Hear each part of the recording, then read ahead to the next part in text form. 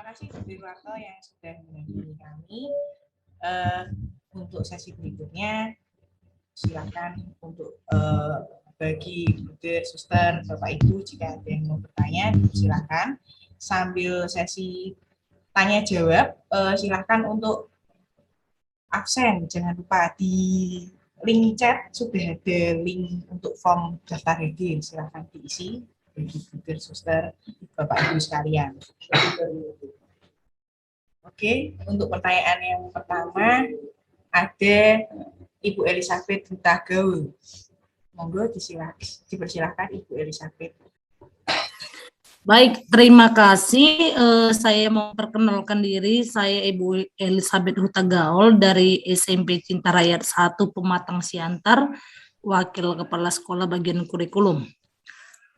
Setelah Bruder tadi memaparkan apa yang menjadi program ke depannya, saya mengambil kesimpulan bahwa lingkungan sekolah, mulai dari yayasan, guru, kepala sekolah, orang tua, siswa terutama, harus satu derap langkah.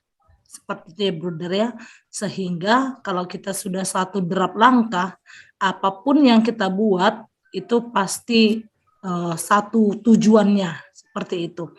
Nah, yang menjadi pertanyaan saya Bruder, pembinaan karakter, terutama bagi guru-guru muda, ini sangat penting, ya. Jadi guru yang baru ini masuk ke dalam sekolah itu sudah harusnya sudah mengikuti budaya yang ada di sekolah itu. Tetapi cenderung kita menjumpai bahwa guru-guru muda ini mempunyai karakter yang katakanlah kurang bagus. Taat ketika ada pimpinan. Apapun yang disuruh, kalau pimpinan yang suruh baru mau, seperti itu.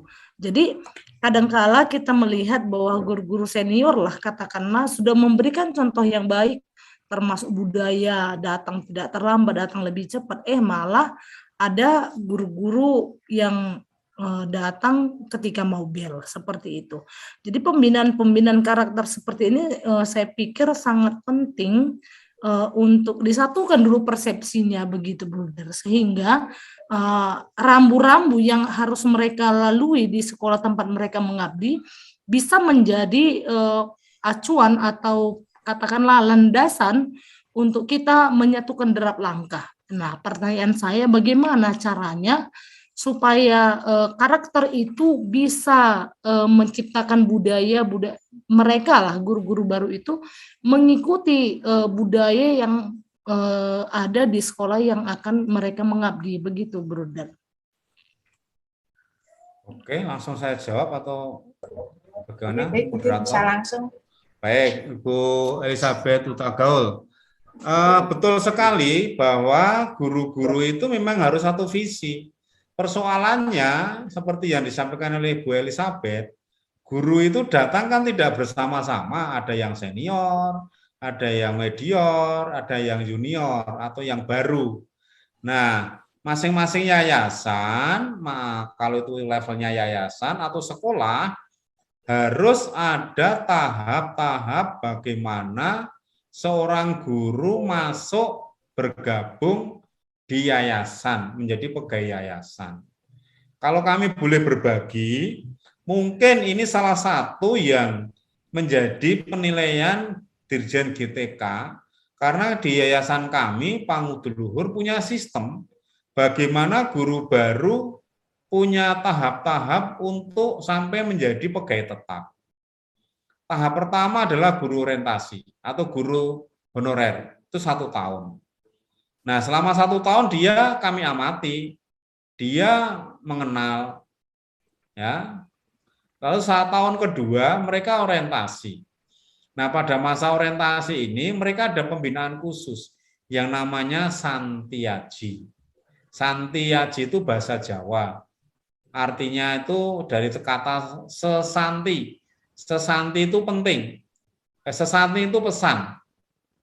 Aji itu penting. Jadi pada masa tahun kedua, masa orientasi itu diberi pesan-pesan penting oleh yayasan. Menyangkut visi misi, menyangkut sejarah sekolah atau yayasan, menyangkut peraturan-peraturan kepegawaian, menyangkut kode etik, ya itu disampaikan. Nah, diharapkan mereka paham, oh ini toh kalau mau menjadi guru di Yayasan Pangudulur itu harus seperti ini. Kalau enggak, resikonya seperti ini. Nah, lalu tahun ketiga mereka menjadi calon pegawai. Calon pegawai istilahnya ya hari terakhir atau tahap terakhir sebelum menjadi pegawai tetap. Kami ada program yang namanya konsolidasi. Nah, setelah jadi pegawai honor, orientasi 2 tahun, sekarang calon pegawai ditanya lagi, kamu masih mantap enggak menjadi pegawai Panguduluhur? Nah, itu ada waktu 2 hari. Ya, masing-masing 2 hari dari orientasi sama konsolidasi itu pembinaannya 2 hari semalam. Dikumpulkan di suatu tempat. Ya, itu. Lalu dikasih masukan-masukan, dibina, ya sharing, ya macam-macam. Oke, mantap. Kalau mantap, perjanjian, penandatanganan, surat perjanjian, pemberian SK. Kalau nggak mantap, silakan keluar. Kami tidak akan memperpanjang atau menggantung guru yang memang masa depannya tidak mungkin. Kami sarankan keluar. Nah, pengalaman kami dengan cara-cara proses penularan seperti itu, guru-guru kami kok pelan-pelan juga punya visi yang sama. Ya, punya visi yang sama. Maka kalau seorang guru itu tidak pernah diberitahu, ya kita nggak bisa mengatakan mereka tidak punya budaya seperti kita, wong belum diberitahu, belum dibina, belum diarahkan. Maka buatlah barang 1 jam, 2 jam, kalau memang belum ada sistemnya, guru baru wajib diberi pesan-pesan penting terkait peraturan, terkait ini dan itu. Begitu, Bu Elis. Terima kasih. Terima kasih untuk penjelasannya. Untuk pertanyaan berikutnya bisa dengan Ibu Agatha Winasti dari SMP Pangudulur. Silakan open mic. Ya, terima kasih Mbak Yunike. Selamat siang, Bruder, Suster, Bapak, Ibu. Bruder, terima kasih atas pencerahannya tentang apa yang harus kami lakukan kemudian, yaitu membuat grand design kurikulum dengan model Luber, di mana terus terang selama ini pembuatan kurikulum, ya mungkin saya ya, kalau yang lain saya tidak tahu, itu memang mungkin ada yang comot sana, comot sini, ya memang kurang digali sekali. Nah, yang ingin saya tanyakan, Bruder, mungkin sedikit hal teknis. Saya tidak tahu apakah ini nanti akan dibicarakan pada sesi yang lain tentang teknis ini. Tapi seandainya nanti bisa langsung dijawab oleh Bu Derwarto, tentu saya akan sangat senang sekali. Yang pertama, tadi kan Bruder menyampaikan bahwa anak-anak itu punya kecerdasan yang berbeda. Selama ini saya sendiri secara pribadi itu bertanya-tanya. Pemerintah itu selalu menggalakkan kecerdasan anak itu berbeda-beda. Ada yang pintar matematika, ada yang mungkin bagian musik, ada yang suka puisi, mengarang, dan sebagainya. Tetapi pada kenyataannya, ketika kita terbentur dengan kurikulum, di situ itu kan ada yang namanya ketuntasan belajar minimal, Bruder. Nah, tentu nanti ketika kita membuat desain kurikulum ini kan tidak mengesampingkan kurikulum nasional yang sudah ada. Nah, maka bagaimana pandangan Bruder tentang KBM ini? Kemudian tingkat keberhasilan pembelajaran di kelas itu juga diukur ketika ketuntasan belajar klasikal itu mencapai 85%. Dan diperbolehkan perbaikan itu dalam berbagai macam bentuk, yang kadang-kadang ada yang sekali remedi tuntas, ada yang 2 kali, ada yang 3 kali, ada 4 kali, dalam tanda kutip kemudian menjadi kurang bermutu gitu menurut saya. Nah, bagaimana pandangan Bruder mengenai ini? Kemudian apakah nanti di grand design model Luber itu tetap muncul atau tidak? Kemudian yang kedua, bagaimana juga pandangan Bruder Warto tentang siswa tidak naik kelas? Ya. Jadi salah satu syarat kenaikan kelas misalnya ini ada siswa tidak mencapai KKM 2 mapel, maka dia tidak naik kelas. Nah, pernah pernah kami itu ada siswa yang tidak naik kelas, kemudian dia pindah ke sekolah yang lain, kemudian dia menjadi baik. Nah, itu menjadi catatan ternyata. Loh, ternyata di sekolah yang baru dia bisa jadi baik, kok kemarin nggak naik. Nah, seperti itu. Itu kadang-kadang juga menjadi perdebatan ketika rapat kenaikan kelas. Kurikulumnya bunyinya seperti ini, tapi pelaksanaannya kan untuk anak yang tidak naik kelas itu kan pasti ada pro kontra. Mungkin dari sikap dia sudah baik begini-begini, tapi dari nilai, dari segi nilai mungkin dia sangat kurang. Nah, itu dua pertanyaan saya, Bu Der, yang selama ini itu saya sebagai guru itu kadang-kadang juga bertanya-tanya, ini lalu bagaimana solusinya. Demikian, Bu Der, terima kasih. Terima kasih, Langsung Bu saja ya. Adina. Langsung aja, Bu Der. Oke, jadi ada dua pertanyaan terkait kurikulumnya.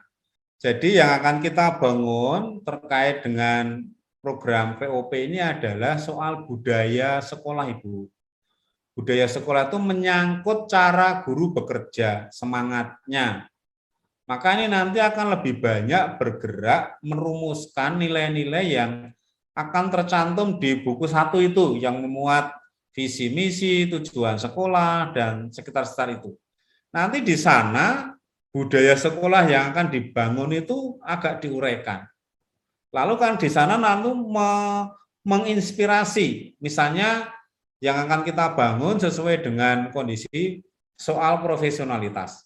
Atau di bidang sosial soal persaudaraan, ya misalnya begitu. Nah itu kan harus dibangun bagaimana persaudaraan itu dibawa oleh guru ketika dia mengajar. Bagaimana seorang guru bersikap kepada anak-anaknya. Nah, itu kan budaya yang akan kita bangun. Kita tidak akan menghilangkan, mengganti kurikulum dari pemerintah paket minimal itu. Atau kita akan mengganti struktur kurikulumnya, jumlah jamnya, tidak. Kita itu akan membangun budaya sekolah. Ya, nah maka disitulah pentingnya guru-guru dilibatkan, punya ide yang sama, bagaimana persaudaraan ditarik ke sekolah. Guru matematika biasanya pada umumnya dikenal sebagai guru yang menakutkan, yang galak, dan lain-lain. Walaupun Bu Agatha ini saya tahu guru matematika, saya pernah supervisi Bu Agatha ini ya enggak galak juga. Ya. Nah, bagaimana guru matematika bisa menampilkan diri, memerankan diri, membimbing anak-anak, anak punya rasa percaya diri. Itu kan penting sekali. Itulah yang nanti akan kita tarik. Atau nilai profesionalisme. Profesionalisme itu kan kalau mau ditarik ke ruang kelas oleh seorang guru, bagaimana menyiapkan mengajarnya kalau seorang guru profesional. Ya toh? Bagaimana penguasaan materinya kalau guru itu mau menarik ke nilai profesional. Bagaimana mengajar di kelas secara profesional. Nah, itu kan sudah muatannya banyak sekali. Jadi tidak usah semua nilai di yayasan masing-masing semuanya kan dimasukkan dalam kurikulum itu. Enggak usah, kan tiap tahun kita membuat KTSP. Iya toh, Bu? Iya, tiap tahun kan kita membuat KTSP dan ditandatangankan ke yayasan, ke dinas. Fokusnya misalnya tahun ini soal profesionalisme. Nilai profesional. Itu didalami. Profesional sebagai seorang tenaga kebersihan di sekolah bagaimana? Membersihkan WC yang profesional bagaimana? Menata taman yang profesional bagaimana? Guru matematika yang profesional bagaimana? Guru olahraga yang profesional bagaimana? Dia duduk, niup peluit, lari, anak lari sana sini, gurunya berteduh di bawah pohon, itu profesional? Nah, tentu tidak. Kegiatan ekstra yang profesional yang bagaimana?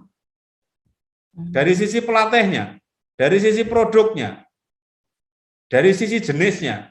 Jenisnya paket turun-temurun seperti itu atau mengakomodir anak-anak kekinian. Itu profesional.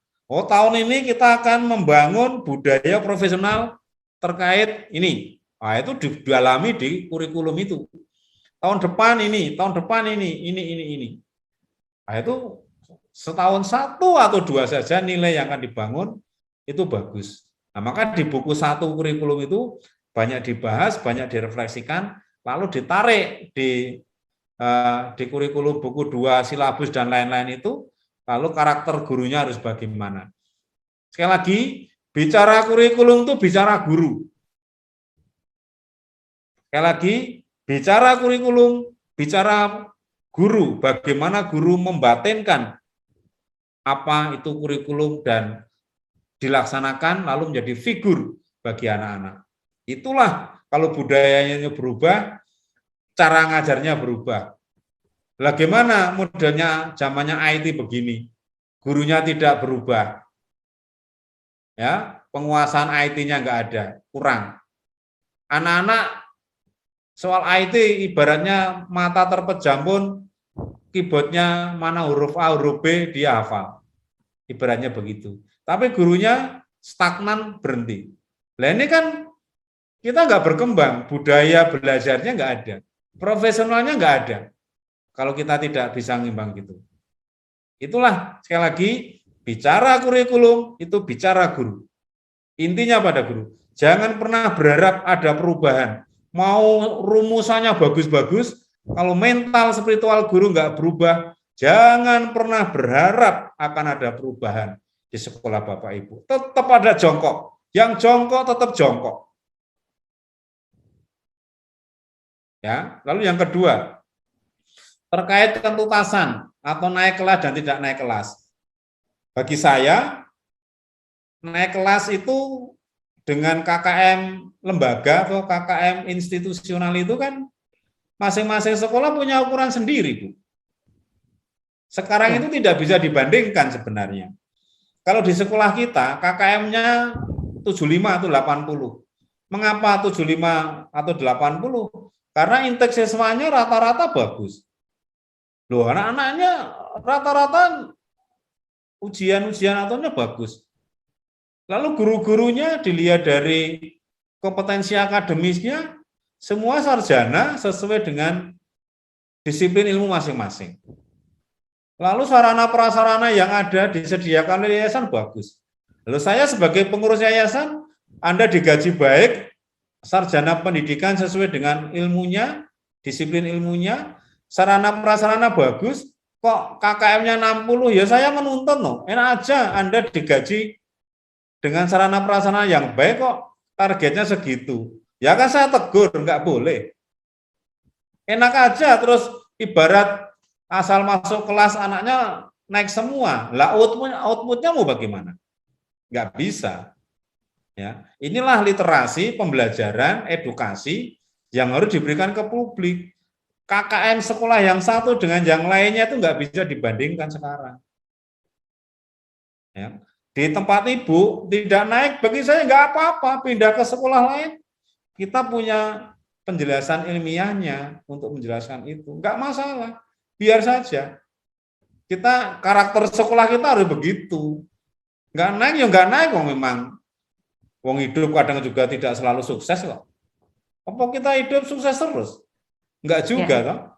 Nah, anak-anak juga tidak naik itu bagian dari pelajaran hidup juga. Biar saja nggak apa-apa bagi saya. Bagi saya memang yang penting soal naik dan tidak naik itu mampu ditelusuri.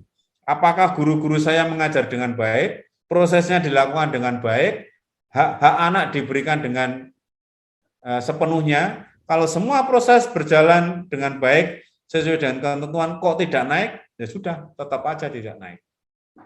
Tapi sebelum memutuskan, sekali lagi harus dicek benar, semuanya berjalan dengan baik. Jangan sampai nanti tidak naik, lalu ada data baru, gurunya tidak pernah ada ulangan. Oh iya, mana Pak daftar ulangan? Ternyata tidak pernah ada ulangan. Bukti-bukti ulangan harian nggak ada. Nah, itu nggak bisa. Kita harus hati-hati, itu harus secara intern harus kuat juga, begitu Bu. Terima kasih. Terima kasih, Bruder. Jadi kita tidak mengubah yang sudah ada, ya, Bruder. Tidak tapi mengubah. Menambahkan. Iya, kita menambahkan. Memformat mentalitas guru kita, budaya kerja kita. Oke. Terima kasih, Bruder. Ya. Terima kasih, Bruder dan Bu Agatha. Untuk pertanyaan berikutnya ada dari SMP Katolik Tanjung Pinang, Bapak Chris. Dipersilahkan untuk open mic dan kamera. Ya, terima kasih Bu Yunika. Selamat siang Bapak Ibu, selamat siang Bruder. Selamat siang. Jadi ada sedikit hal yang ingin saya tanyakan mengenai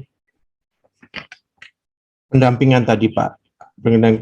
Pendampingan itu Bruder, mulai dari pelaksanaan kegiatan, kemudian on pada FGD 1 dan seterusnya.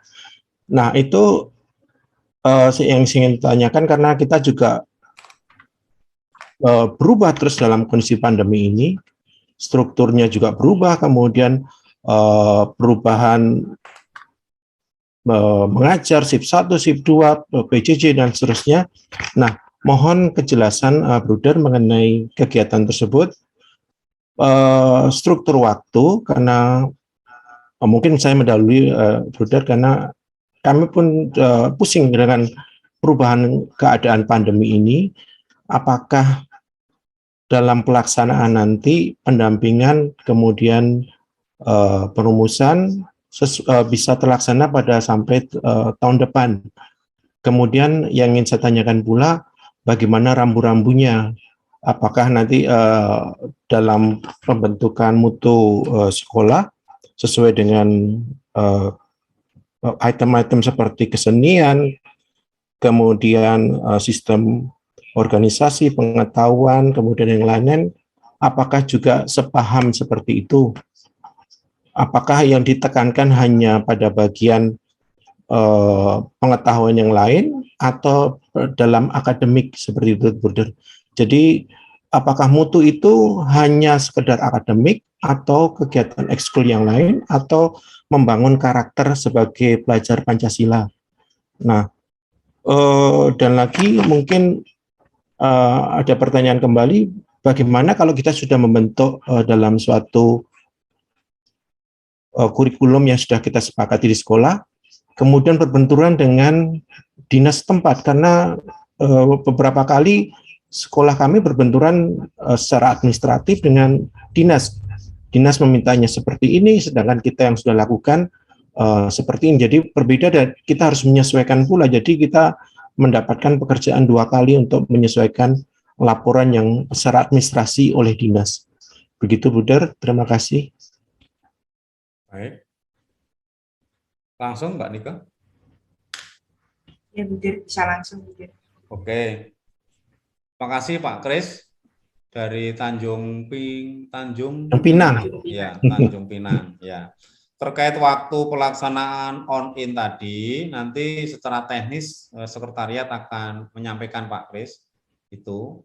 Apakah nanti dari sisi waktu itu bisa mengakomodir kesulitan-kesulitan di masing-masing sekolah unit karena jadwal mengajar PTM itu ganti-ganti ya, nanti saya tidak tahu, tapi yang jelas kita harus saling menyesuaikan gitu ya terkait waktu. Kalau terkait pengembangan itu kurikulum itu kan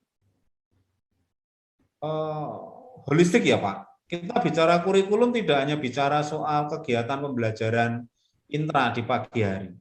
Di pagi pun ada mata pelajaran atau jam pengembangan diri siswa, kan begitu. Ada juga toh. Itu kan wilayah-wilayah yang agak luas bisa menjadi ruang kreativitas masing-masing sekolah. Termasuk kegiatan ekstra. Kegiatan ekstra itu ya bagian dari kurikulum. Ya. Saya pernah jadi kepala sekolah di sekolah yang secara akademisnya bagus-bagus. Di tingkat provinsi Jawa Tengah mungkin pernah ya masuk 3 besar, pernah masuk ranking 1, 2 pernah.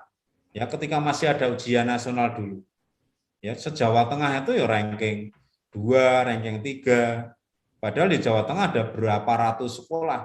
Murid yang pernah saya bertugas itu ada 1000 sekian SMP. Ya, satu angkatan itu sekitar 350-an. Kereta besar, gerbong yang besar, kapal besar, kok ya bisa mencapai ranking 2, ranking 3 ujian nasional. Nah, saya sebagai kepala sekolah, belum ngapain saya mati-matian memperjuangkan soal pembelajaran intrakurikuler. Guru-guru saya sudah profesional. Budaya mutu anak-anak terkait belajar akademis sudah terbentuk. Nah, saya ngapain? nunggu aja, semua sudah jalan dengan bagus. Tetapi saya melihat sebagai kepala sekolah, kegiatan ekstranya belum terkelola dengan baik, Pak. Nah, waka kesiswaan saya minta, Pak, jenengan atau Anda konsentrasi mengawal yang kegiatan pembelajaran.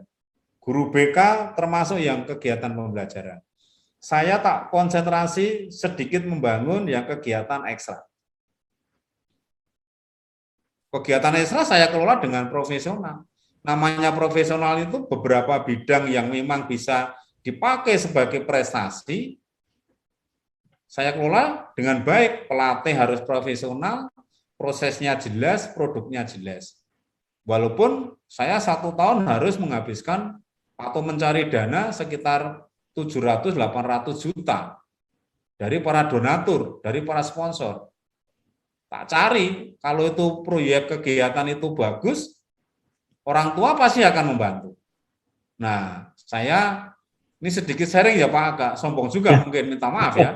Saya hanya mau cerita bagaimana kita mengembangkan kurikulum itu tidak hanya dibatasi di kegiatan intra dan berkutat di depan kelas guru.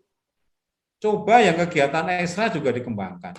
Saya bisa waktu itu berhasil mengangkat kegiatan lomba paduan suara internasional di Bali Internasional 2 kali, di Singapura 2 kali. Lalu marching band yang kalau lomba ke Jakarta itu habis paling enggak 400-500-400-an juta lah ke Jakarta, 100 anak, 4 bis, 2 tronton untuk membawa alatnya. Uang dari mana? Nah, inilah yang tadi saya katakan di depan. Kita harus menarik komunitas sekitar kita, membantu kita. Truk disumbang orang tua, buder yang penting sopir dan solarnya diisi, tronton besar itu untuk membawa alat-alat ke Jakarta. Seminggu, coba kalau bayar berapa? Bis 4 untuk membawa rombongan anak-anak. Wah, itu menjadi kegiatan yang sangat populer sampai hari ini. Sampai-sampai anak yang mau ikut ekstra paduan suara itu harus melalui audisi. Tidak bisa setiap anak ikut ekstra kurikuler. Nah, sekarang sudah menjadi ikon sekolah. Ya, lalu menjadi mudah menggerakkan masyarakat dan orang tua karena dia menikmati terkait hal itu. Nah, ini yang saya maksud pengembangan kurikulum itu ya. Sekali lagi, ini membangun budaya ya Pak. Kita tidak mengubah apapun terkait dengan kurikulum yang dibuat oleh pemerintah. Kita menambah, meningkatkan kualitas isi dan prosesnya. Lalu lahirlah budaya baru. Itu yang saya maksud. Misal, 1 tahun jam kosong, Bapak targetnya berapa? Maksimal. 1%, 2%? Ya, yang diharapkan di bawah 1%. Nah, di bawah 1%. Tapi pernah enggak itu dikelola dengan baik soal jam kosong itu? Kita jarang toh mengendalikan jam kosong itu. Jujur ayo. Karena mungkin ada kepentingan iya, apapun. Kita tuh jarang ya namanya mengendalikan jam kosong. Hampir nggak pernah, jujur ayo. Dan nggak pernah mengevaluasi. Semester ini jam kosong sudah berapa persen? Berapa guru izin? Alasan izinnya apa? Itu kan budaya, Pak. Ya bolehlah alasan ini dan itu. Tapi sekali lagi, jam kosong itu bisa kita pakai untuk membangun budaya. Berapa persen target kita maksimal jam kosong tahun ini, semester ini? 2%, 3%, ya tergantung. Ada berapa rombongan belajar, ada berapa jam, kalikan aja, ada berapa ribu jam. Nah, nanti ini Bapak Ibu, jam kosong Bapak Ibu yang sudah izin ini. Telusuri, izin ini karena apa? Loh Bapak kok apa-apa izin, tegur. Sebenarnya bisa diantisipasi di hari libur atau sepulang sekolah dengan mudah izin. Itu budaya yang harus kita ubah. Nggak usah sulit-sulit kita berpikir kurikulum. Bangun budaya. Itu jam kosong aja banyak sekolah yang tidak mengendalikan. Berapa guru yang diberi tugas lalu meninggalkan jam ngajarnya, lalu mengerjakan pekerjaan di luar itu? Jujur, ada toh seperti itu? Banyak. Banyak, ya. Mau urusan bos, mau urusan apa, terserah. Sekali lagi, Tugas mengajar itu tugas suci guru. Nggak boleh diganggu, kecuali sakit dan kematian. Itu budaya, perubahan, ya, pengembangan. Kita juga tidak akan mengubah struktur kurikulum dari pemerintah. Nggak usah. Oke, jamnya berapa, ikuti saja. Tapi sekali lagi kita akan meningkatkan kualitas proses dan kompetensi gurunya. Jam kosongnya berapa guru telat, diinventaris, ya kan? Itu budaya, Pak. Nanti dievaluasi, ada catatannya. Presensi itu jangan dibiarkan saja. Presensi itu direkap, surat izin itu direkap, dipresentasikan pada rapat-rapat penting sekolah untuk meningkatkan budaya mutu sekolah kita. Nek guru kita dengan mudah minta izin dan kepala sekolah, wah nggak enak kalau nggak diizinkan, wong kita sama-sama digaji yayasan. Disitulah titik kemerosotan sekolah kita, karena ada banyak toleransi. Gitu ya Pak, minta maaf saya bicara kadang-kadang berapi-api, kalau saya tuh udah bicara berapi-api. Ini tidak marah saya. lebih keras dari orang Batak saya kalau ngomong seperti ini.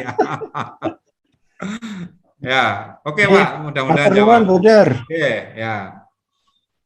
Terima kasih Bapak Kris dan Bu Durwarto untuk penjelasannya. Budir, saya mohon izin untuk membacakan pertanyaan yang ada di kolom chat. Boleh. Ada 2 pertanyaan, Budir. Yang pertanyaan pertama dari Bapak Freddy Roy Susanto Sinaga. Sudahkah ada gambaran atau bingkai bentuk kurikulum penggerak yang akan dikembangkan masing-masing sekolah bersama guru-guru? Kemudian yang kedua dari Satu-satu dulu Mbak. Oh, satu-satu ya. Oke. Baik. Betul. Kalau soal bingkai nanti akan disampaikan oleh tim kurikulum. Tapi soal gambaran yang berkali-kali saya katakan, tolong Bapak Ibu semuanya menemukan, merefleksikan kalau sudah ada rumusan dari yayasan, sudah ada rumusan dari keuskupan kalau itu sekolah keuskupan, atau dari kongregasi kalau itu sekolah milik Suster Buder Romo, nilai-nilai inti dari masing-masing yayasan. Itulah nanti yang akan di-breakdown menjadi semangat atau karakter atau budaya sekolah. Jangan sampai nilai-nilai inti, misalnya visi misi. Kebanyakan, maaf ya, kebanyakan visi misi yang kita susun itu menjadi monumen toh Pak, Bu. Ditulis bagus dalam MMT, dipasang di figura, di tempat-tempat strategi di sekolah kita. Itu monumen. Sejauh mana visi itu sungguh-sungguh kadang-kadang kita refleksikan, kadang-kadang kita dalami, jarang toh itu. Nah, kerangka kita adalah sekali lagi bicara, temukan nilai-nilai yang akan kita pakai untuk membangun karakter atau budaya mutu di sekolah. Enggak usah banyak-banyak. Setiap tahun kita itu memperbarui KTSP. Bisa 1 atau 2 nilai, tapi sungguh-sungguh itu guru-guru, oke, kita semangat. Soal profesionalisme, saya nggak tahu. Soal persaudaraan, mungkin aku nggak ngerti. Di mana nilai masing-masing yayasan. Nah, kerangkanya tuh itu. Kemarin kepala sekolah sudah kami beri PR supaya konsultasi dengan yayasan masing-masing untuk menemukan, menyepakati nilai mana yang akan dibangun. Masing-masing sekolah, walaupun itu dalam satu yayasan, bisa berbeda pilihan nilainya. Karena sesuai dengan kebutuhan sekolah. Kalau Bapak Ibu prihatin dengan disiplin guru-guru, nilai apa yang cocok untuk memperbaiki mutu agar guru-guru semakin disiplin. Itulah yang dikembangkan, dirumuskan, baik di dalam kurikulum dokumen, sampai ke desain instruksional, dan sampai kepada pembawaan guru-guru. Selama guru itu tidak punya kerangka berpikir, misalnya sebagai guru yang baik, begitu masuk di depan kelas, mau RPP, mau persiapan, semuanya hilang, menguap, karena tidak ditopang oleh mentalitas yang baik. Intinya di situ. Kita nggak usah muluk-muluk mau pakai apa itu bilingual, mau pakai matematika, penerbit ini dan itu, omong kosong kalau gurunya tidak memiliki integritas yang baik, bagaimana menjadi guru yang baik. Itu material, itu selalu bersifat netral. Buku penerbit itu akan menjadi indah kalau gurunya mampu membawakan dengan indah, dengan baik, profesional. Begitu, soal struktur dan lain-lain teknisnya nanti di sesi yang lain akan dibawakan oleh narasumber yang lain. Saya hanya bicara soal grand design dan rohnya. Yang berikut, Bu Nika. Itu untuk pertanyaan kedua dari Bapak Ardiansyah, itu dari UPN. Selamat siang, saya Ardiansyah dari SMP Katolik Mandetek Yayasan Paulus Makassar, Nama Toraja. Mohon izin bertanya melalui chat ini. Pertanyaannya, upaya apa yang harus dilakukan untuk mengubah mindset guru-guru yang sudah lama mengajar supaya bisa berubah? Dalam artian, jangan selalu melihat proses pembelajaran masa lalu. Terima kasih. Monggo Bu Dirwanto. Ya, ini terkait mengubah mindset. Mengubah mindset itu kan terkait dengan mengubah perilaku ya. Harus terjadi perubahan perilaku. Nah, perubahan perilaku itu ada beberapa kondisi yang memungkinkan seseorang berubah perilakunya. Yang pertama, jika kondisi yang sekarang dijalani itu dirasakan nyaman, enak, orang mengatakan zona nyaman, itu orang akan mengalami kesulitan berubah. Ya. Tetap akan bertahan di situ, bersarang di situ. Ya. Siapapun, sama seperti kita. Kalau kita tas jalan-jalan atau punya makanan kesukaan, kita akan cenderung makan makanan sesuai dengan kesukaan kita. Sate misalnya, atau tongseng, atau makanan apa ya di sate tongseng itu kan di Jawa ya, mungkin aku nggak ngerti ya. Pokoknya makanan kesukaan Anda. Kita akan cenderung mengulang makan makanan kesukaan kita. Mengapa? Karena itu enak, karena menimbulkan kesenangan dalam diri saya. Nah, yang kedua, orang tidak akan mengulangi perbuatannya, atau orang tidak akan makan sesuatu yang menimbulkan pengalaman tidak enak.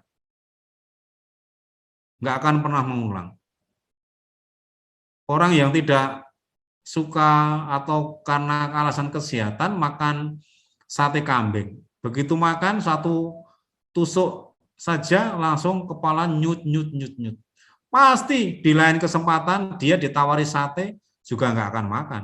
Karena makanan sate itu sekarang tidak lagi menciptakan kenyamanan, kesenangan dalam diri saya.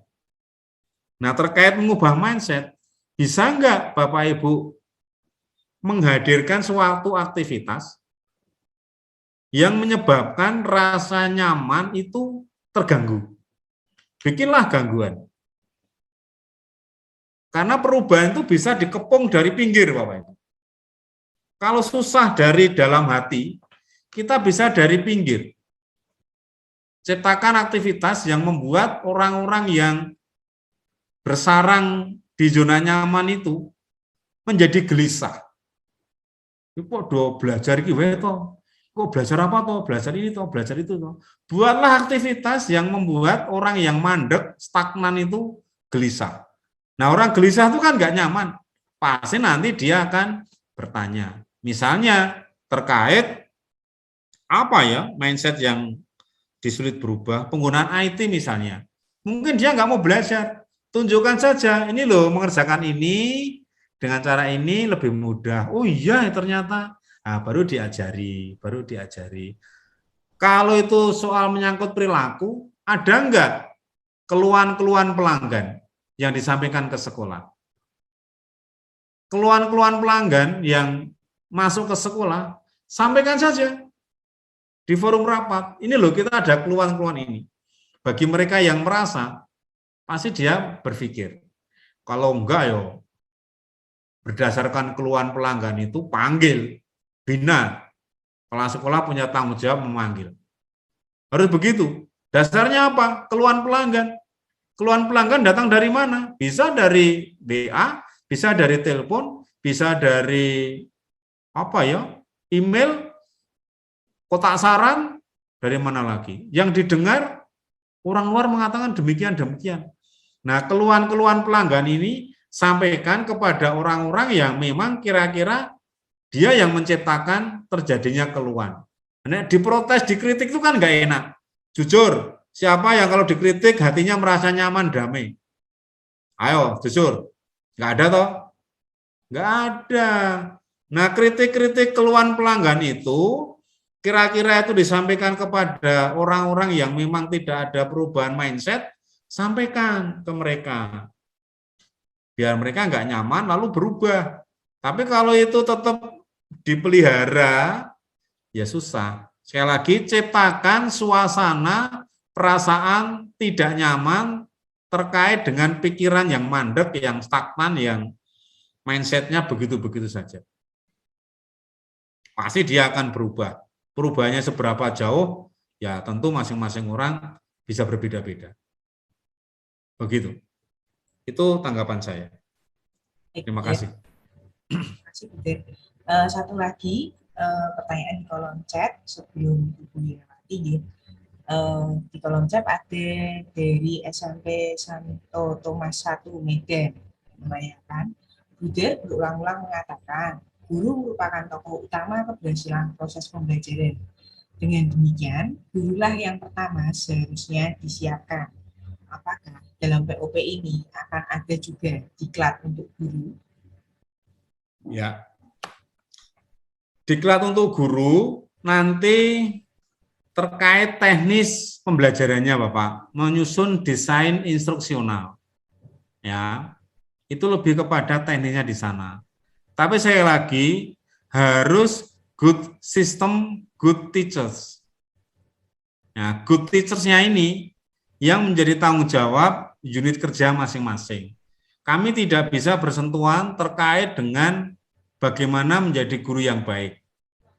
Tapi nanti kami akan mendampingi bagaimana menyusun desain instruksional yang benar, yang baik, yang mengarah ke AKM atau PISA.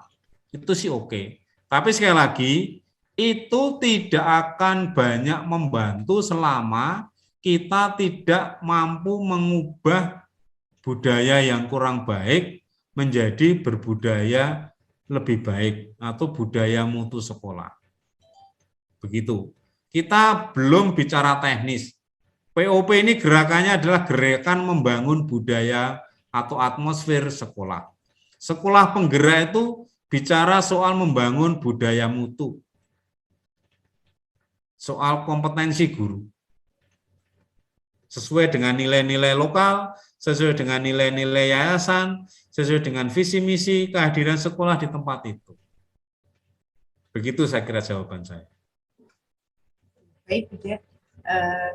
Ada satu lagi di kolom chat, ternyata ada tambahan sebelum Ibu Herawati. Itu Mbak Nika yang Bu Herawati ini dari tadi. Yang Iya, mau Ibu Herawati dulu atau yang Bu Herawati dulu, karena dari baik. tadi. Ya. Oh iya, silakan Ibu Herawati untuk membuka mic-nya, open mic. Ya, silakan. Baik, terima kasih Bapak Ibu Guru, Bruder.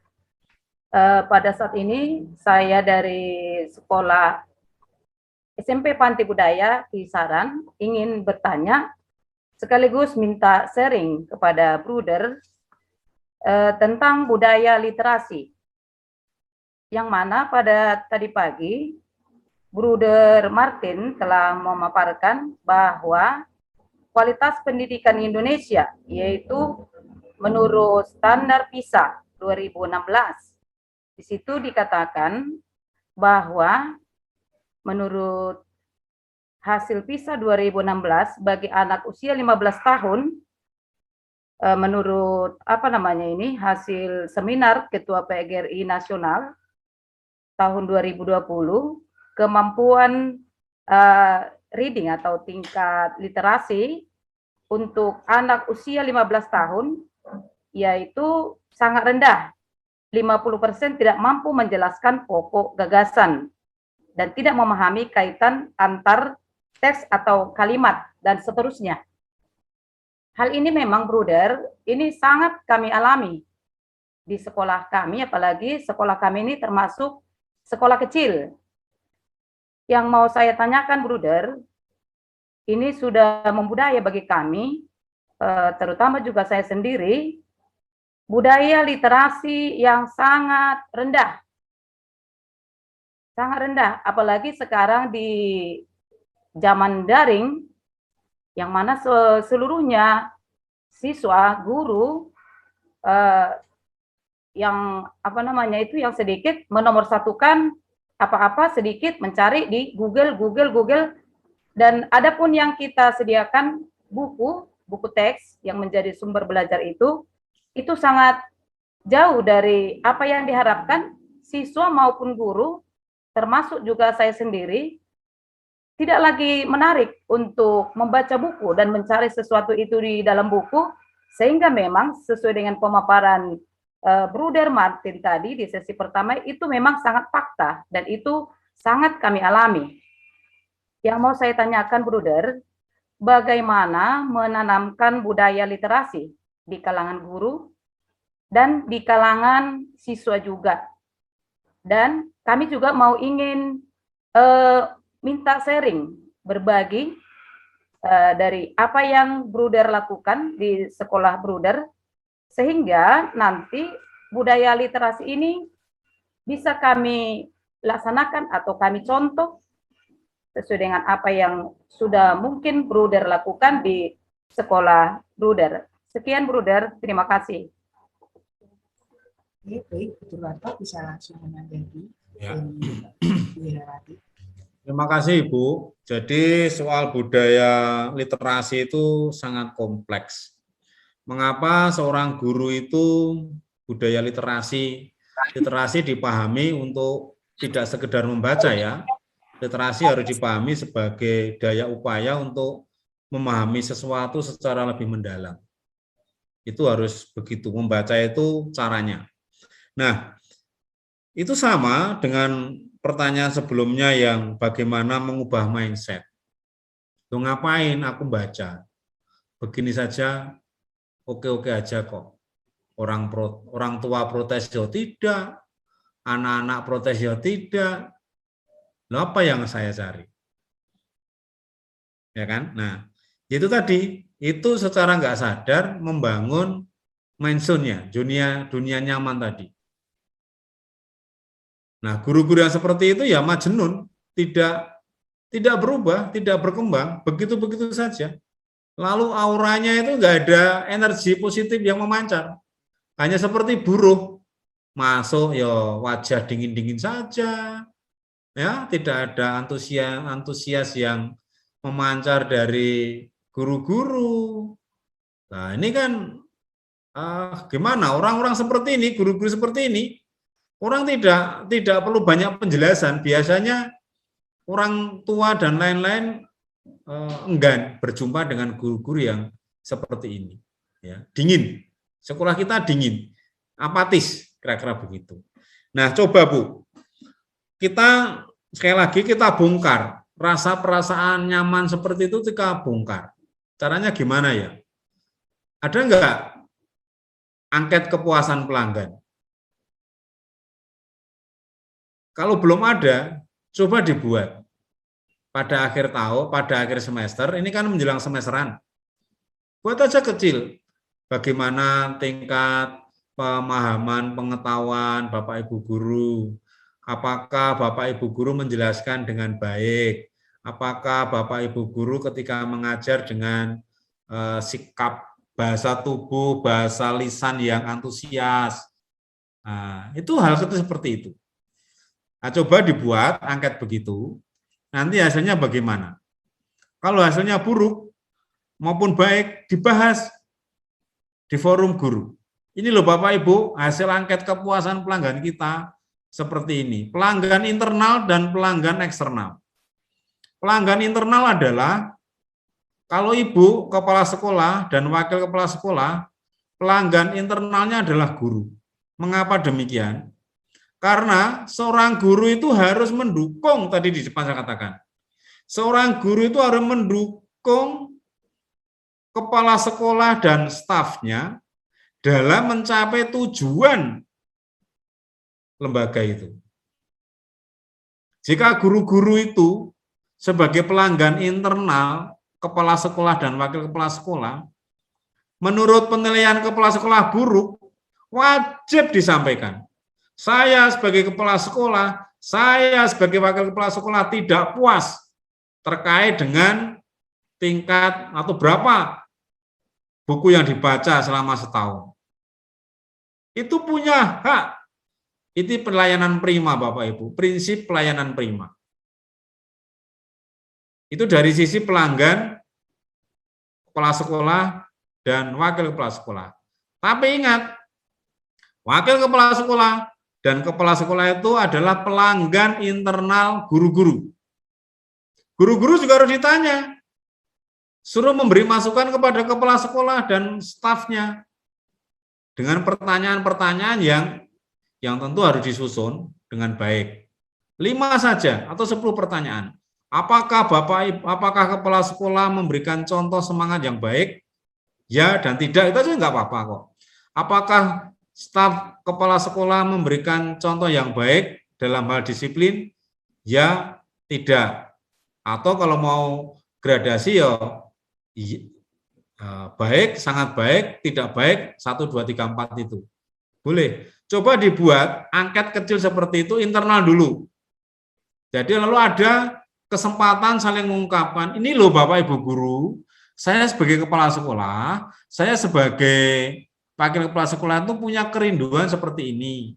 Tapi berdasarkan angket loh ya, berdasarkan angket. Itu angket kepuasan pelanggan internal. Itu pelayanan prima. Lalu ada juga angket kepuasan pelanggan eksternal. Anak ditanya, perwakilan sajalah, 1 kelas 5 atau 10 anak. Lalu orang tua. Akhir semester pertanyaannya apa-apa. Terkait proses pembelajaran di kelas, terkait guru menjelaskan apakah menjelaskan dengan baik, mampu dipahami oleh anak, ya toh, kecepatan dalam mengembalikan hasil ulangan, ya toh, komunikasi dan komunikasi yang cepat terkait masalah anak pada orang tua, itu dibuat angket. Kalau mau buat gradasi 1, 2, 3, 4 ya boleh, mau ya tidak itu paling gampang persentasenya. Hasilnya dibahas untuk kritik internal. Nah itu nanti dengan cara seperti itu setahun 2 kali, saya yakin kita pelan-pelan akan ada perubahan. Masalahnya tidak berubah, kita tuh salah ya didiamkan. Ya enggak? Siapa yang sering memanggil guru-gurunya yang kurang baik dibina? Pasti jarang sekali. Ayo tunjuk jari, ayo yang secara berkala memanggil gurunya melakukan pembinaan. Paling jadi omongan di perjalanan pulang sekolah toh? Iya toh? Nah, paling grundel kan? Grundel dengan temannya toh? Ya, benar-benar. Nah, gimana akan terjadi perubahan kalau otoritas kewenangan yang diberikan kepada kepala sekolah dan wakil kepala sekolah tidak digunakan? Nah, itu aja sudah ada kritik. Kita nggak pernah menggunakan kewenangan yang diberikan. Kewenangan itu harus menjadi berkat, Bapak Ibu. Harus menyucikan hidup kita, karena kita menegur, menasihati guru kita yang kurang baik menjadi lebih baik. Kalau dimarahi, dibenci, aku menjalankan tugas ya Bapak Ibu, karena ini saya punya tugas tanggung jawab, karena saya melaksanakan tugas. Ngomong aja begitu. Bicara baik-baik. Ngomong informasinya nggak pernah sampai ke guru yang bersangkutan kok diminta berubah. Roh Kudus sudah nggak bisa masuk lagi kok diminta berubah. Nggak bisa. Ya, begitu Ibu Hera ya. Baik, terima kasih pertanyaannya juga. Jadi saya lanjut untuk pertanyaan di kolom chat. Ini ada beberapa, tetap mau satu-satu atau gimana? Karena ini waktunya kurang 10 menit, mungkin 1 atau 2 pertanyaan, silakan. Oke, 2 saja ya, Bude. Ya. Oke. Ini ada pertanyaan dari Yayasan Setia Medan, Bapak Rocky. Selamat sore, mohon izin untuk bertanya kepada Bu Derwarto.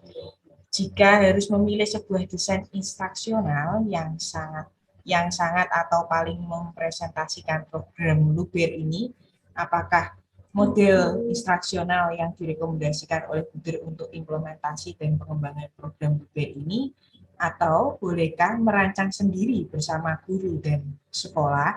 Terima kasih, mohon petunjuk dan bimbingannya, Buder. Oke. Kemudian, mau dijawab dulu, Buder. Oh ya, silakan. Jadi terkait model dalam arti struktur itu, nek saya pribadi nanti tunggu instruktur atau narasumber berikutnya ya. Kalau saya pribadi terkait format model itu bagi saya tidak terlalu mengikat. Yang penting isinya. Ya, isinya. Kalau desain instruksional itu tolong dicek, yang pertama adalah apakah indikatornya berkualitas atau tidak. Itu kunci pembelajaran berkualitas itu terletak pada indikator pembelajaran. Itu yang paling penting. Soal desainnya, strukturnya itu agak luas ya kalau diri saya. Nanti kita tunggu di narasumber yang lain. Ya. Kalau indikatornya nggak bermutu, ya gurunya pasti yang ngajarnya nggak bermutu. Wong tidak ada tuntutan kok. Ya, nggak ada tuntutan kok. Latar belakang, jelaskan latar belakang perang Padri. Kan beda. Perang Padri terjadi tahun berapa? Beda toh? Itu sama-sama perang Padri. Yang satu menekankan cara berpikir, sebab-sebab terjadinya perang Padri. Tahun berapa perang Padri dilaksanakan? Nah, itu kan kualitasnya berbeda. Menuntut cara berpikir siswanya berbeda. Nah, disitulah yang saya kira yang lebih penting pada esensi-esensi seperti itu. Begitu, Bu Nika. Berikut, terakhir. Ya, terakhir dari Ibu Trisnawati. Salah satu pendukung dalam proses pembelajaran di masa pandemi ini yang mengharuskan peserta didik belajar secara daring adalah terciptanya kerjasama, komunikasi yang baik antara pihak sekolah dan orang tua peserta didik. Apakah dalam program ini melibatkan komunitas, khususnya orang tua peserta didik, keterlibatannya dalam bentuk apa? Silakan. Ya, kalau ya namanya orang tua itu ya memang harus mendukung, keterlibatannya dalam bentuk dukungan. Kalau dari sekolah itu mengajarkan moralitas tertentu, ya orang tua harus menindaklanjuti juga moralitas yang diajarkan di sekolah, di rumah, ketika anak sudah sampai di rumah.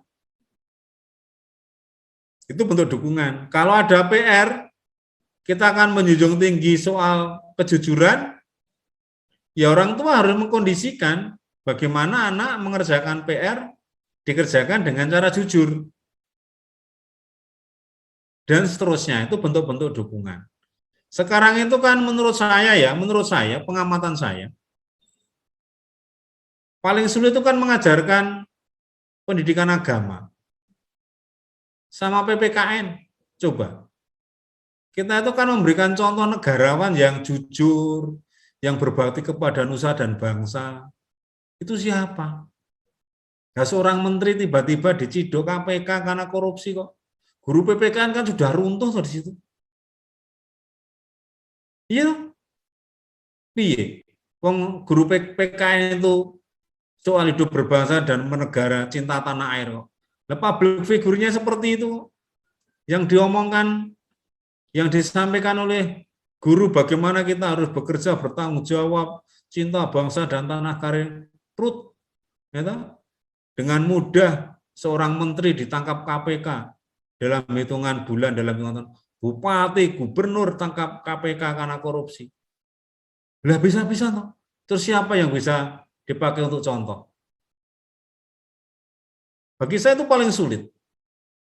Karena membutuhkan public figure yang bisa untuk teladan. Guru agama ya sama susahnya. Perkelahian di mana-mana. Caci maki di Twitter, di apa-apa orang ngomong seenaknya seperti itu. Bagaimana kita akan mengajarkan soal kehalusan budi?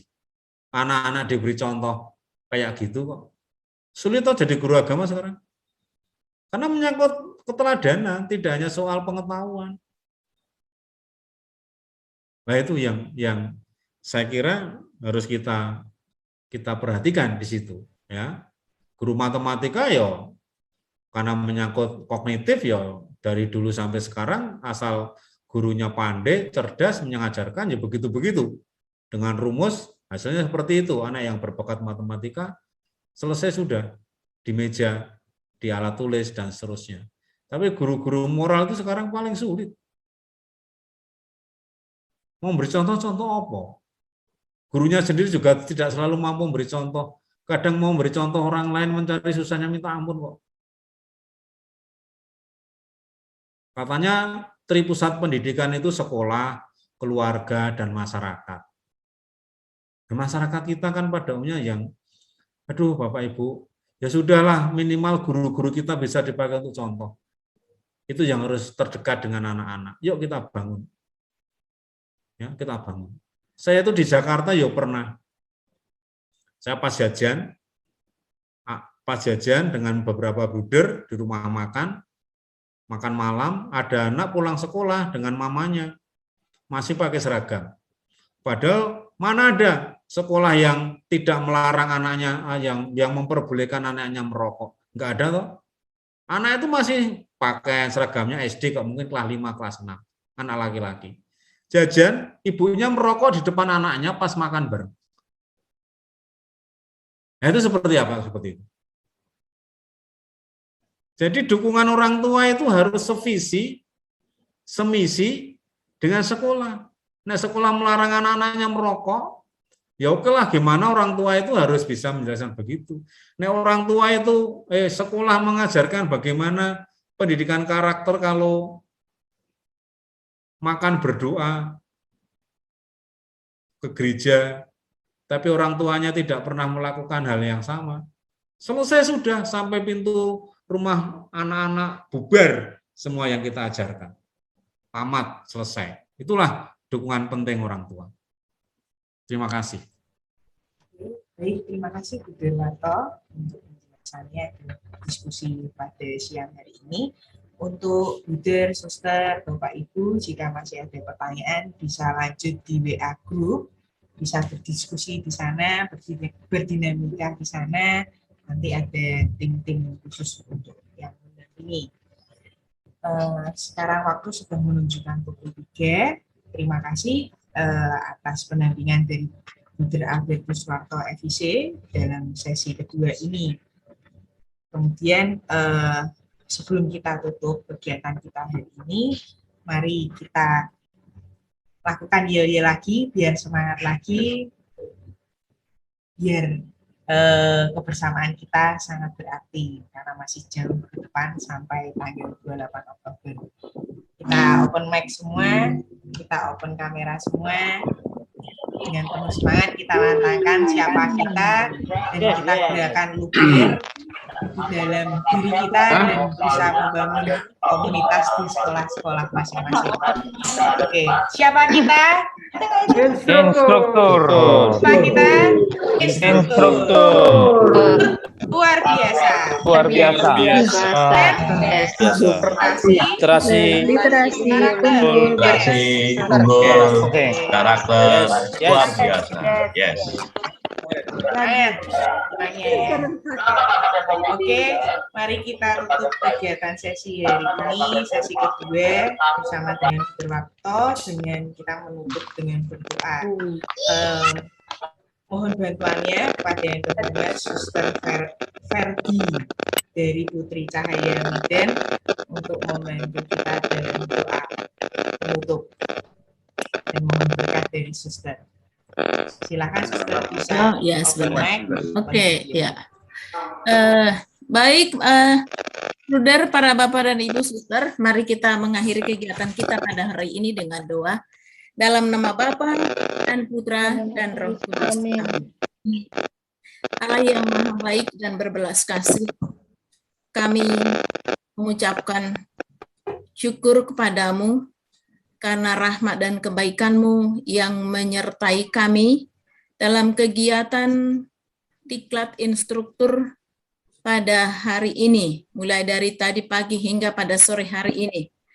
Kami bersyukur kepadamu karena Engkau menganugerahkan kami rahmat kesehatan, kesetiaan, dan semangat untuk belajar mengenai hal-hal yang perlu kami lakukan untuk meningkatkan kompetensi kami sebagai pendidik dan tenaga kependidikan nantinya di sekolah kami, sehingga kualitas sekolah kami dapat meningkat sebagaimana yang diharapkan oleh negara kami dan juga yang diharapkan oleh masyarakat yang kami layani. Tuhan, terima kasih untuk semua rahmat-Mu yang kami terima, dan kami masih mohon berkat-Mu untuk kegiatan-kegiatan kami selanjutnya. Semoga kami tetap mempunyai energi, mempunyai semangat untuk terus belajar lagi dan melakukan pembaharuan-pembaharuan yang diharapkan dari kami. Kami bersyukur kepadamu untuk narasumber kami yang membimbing kami, yang memberikan informasi kepada kami. Semoga mereka Kau beri rahmat kesehatan serta kebijaksanaan, agar mereka masih dapat membimbing kami di dalam melaksanakan tugas kami dalam program organisasi penggerak ini. Kami juga bersyukur untuk semua panitia yang telah bekerja keras. Semoga mereka semua tetap Kau beri rahmat kesehatan dan kebijaksanaan di dalam menjalankan tugas-tugas mereka. Tuhan, sebentar lagi kami akan meninggalkan ruang ini untuk melanjutkan aktivitas kami masing-masing. Kami mohon berkat-Mu bagi kami, semoga kami tetap dalam keadaan sehat, kembali berkumpul, bertemu dengan orang-orang yang kami kasihi dalam keadaan sehat dan penuh sukacita. Semua hidup kami dan proses yang akan kami lalui selanjutnya, kami serahkan ke dalam bimbingan dan kuasa Roh Kudus-Mu. Doa ini kami mohon kepadamu dengan perantaraan Kristus Tuhan kami. Amin. Dalam nama Bapa dan Putra dan Roh Kudus. Amin. Terima kasih Bapak Terima Ibu. kasih semuanya. Salam Semuanya. Terima kasih semua. semuanya. Terima kasih, sampai jumpa. Sampai jumpa. Guys. Terima kasih. Sama-sama, terima kasih. Sampai jumpa. Terima kasih. Aktif dari ruang ini. Sampai lagi di Jokowi. Bermalam minggu.